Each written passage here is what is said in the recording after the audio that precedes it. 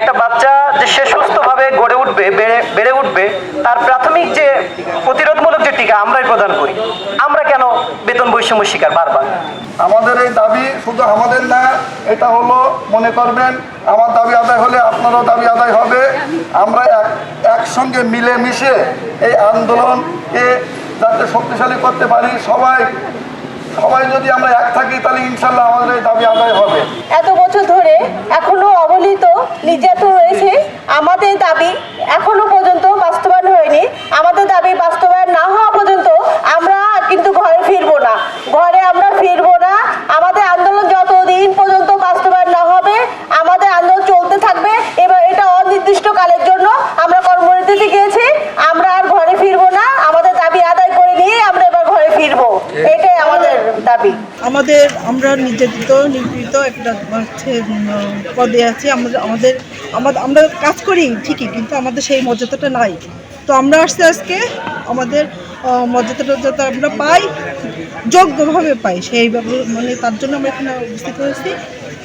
আমাদের মূলত কাজ টেকনিক্যাল কাজ, কিন্তু আমাদের সেই টেকনিক্যাল পদমর্যাদাটাই নেই, যার কারণে আমরা এখানে আসছি।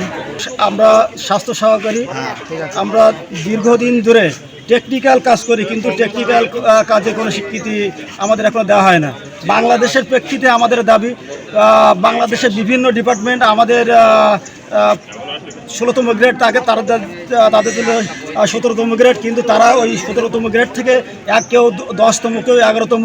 যেমন আমাদের ছিল পশু ডিপার্টমেন্টে যারা পশু পাখি টিকা দেয়, তারা হলো প্রায় টেকনিক্যাল পদমর্যাদা পাচ্ছে। কিন্তু আমরা বাংলাদেশে সরকারের কাছে দাবি, আমরা টেকনিক্যাল সম্পূর্ণ কাজ করি, 1.5 মাস বয়সী শিশুদের টিকা দেই।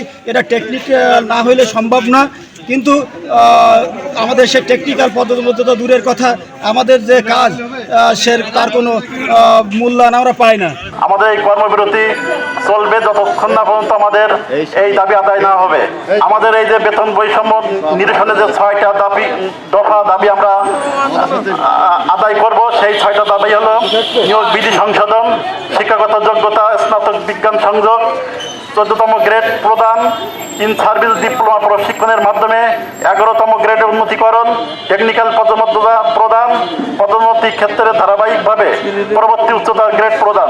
এ সকল দাবি যতক্ষণ না পর্যন্ত আমরা আদায় না করতে পারবো, ততক্ষণ পর্যন্ত আমরা এই কর্মসূচি চালিয়ে যাব।